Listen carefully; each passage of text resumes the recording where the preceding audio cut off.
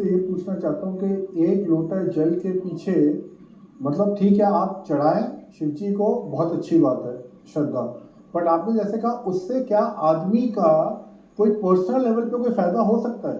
क्यों नहीं होगा?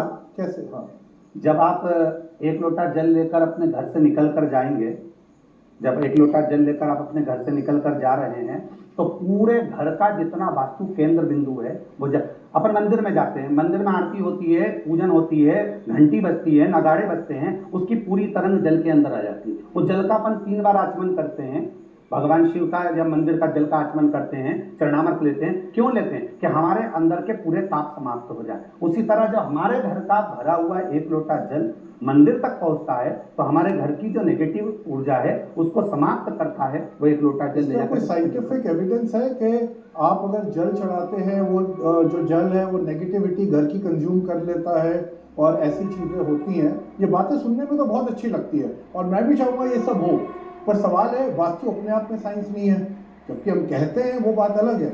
वास्तु का अपने आप कोई साइंटिफिक वो नहीं है, असेसमेंट या क्या है। दूसरा आपने जल जो बात कर रहे हैं नेगेटिव एनर्जी का, इसके पीछे का वो क्या? आपने जल जो बात कर रहे हैं नेगेटिव एनर्जी का, इसके पीछे का वो क्या है, एविडेंस क्या है कि ऐसा होता है? ये तो नहीं तो कहानियां हो गई एक तरफ से। देखिए, अश्रद्धा तक की बात रह गई। अश्रद्धा नहीं, श्रद्धा का विषय है। अगर जल तत्व नहीं होता, जल तत्व अगर इस पृथ्वी पर नहीं होता तो मनुष्य देह का धारण करना ही बेकार हो जाता। तो हमारे घर का जो जल वहां तक जा रहा है वो जल तत्व को ही तो दर्शित कर रहा है। क्या आप अपने हृदय का भाव लेकर, आप पूरे घर का हृदय लेकर आप शिव को समर्पित कर रहे हैं? भगवान अमेरिका में, यूरोप में, वहां पे तो स्नोफॉल भी होती है, वहां पे तो जल वगैरह वो ऐसा कुछ नहीं करते। वो तो चर्च भी जाते हैं तो जूते पहन के जाते हैं, है ना? तो मेरा कहने का मतलब है जो नेगेटिव एनर्जी, पॉजिटिव एनर्जी तो यूनिवर्सल है, वो किसी देश तक तो सीमित नहीं हो सकती। उनका अपना धर्म है, हमारा अपना धर्म है। हमारे फेथ की बात हो गई ना। हमारे धर्म के अनुसार हम जो धारण कर सकते हैं और प्रेरणा दे सकते हैं वो हम मूल, तो वो श्रद्धा की बात है। पर जहां तक पानी का नेगेटिव एनर्जी का, उससे कोई लेना देना नहीं। ऐसा नहीं है नेगेटिव एनर्जी का नहीं लेना है, तो फिर तो शिव जी मस्तक पर गंगा को धारण ही नहीं करते। नहीं वो ठीक है, वो हमारी श्रद्धा है, हमने सुना है, मानते हैं। पर एक बार जनता का भी ओपिनियन ले लेते हैं। हमारे साथ जवाब जी भी जुड़े हुए हैं, उनका भी हम सवाल लेंगे, लेकिन कुछ जनता मुझे लग रहा है कि काफी क्यूरियस है। अंशिका।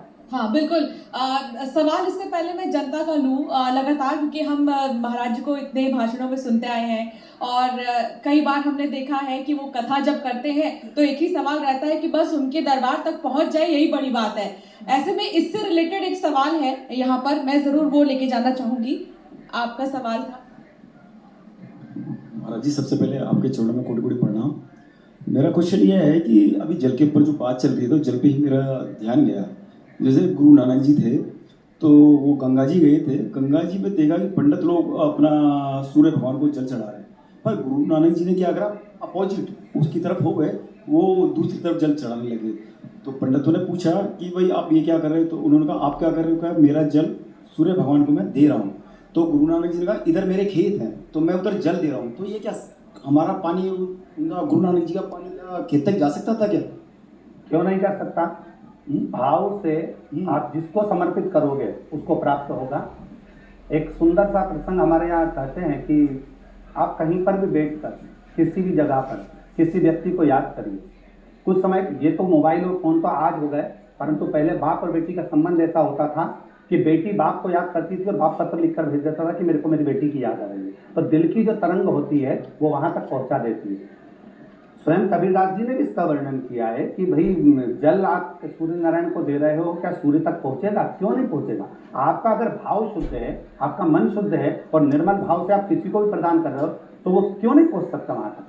आप फोन पर आप चर्चा कर रहे हो, अपनी मम्मी से बात कर रहे हो, माँ से बात कर रहे हो और माँ से कह रहे हो माँ मैं तुझे प्रणाम कर रहा हूँ, मैं तुझे नमन कर रहा हूँ, तो माँ ये आकर कहे ना कि तू पहले यहाँ और मुझे प्रणाम कर। दिल्ली से आ तू आगरा मुझे प्रणाम करने के लिए, आपने प्रणाम किया और माँ ने उसको स्वीकार किया। उसी तरह भाव से अगर आप किसी को कुछ दे रहे हो तो स्वीकार करता है।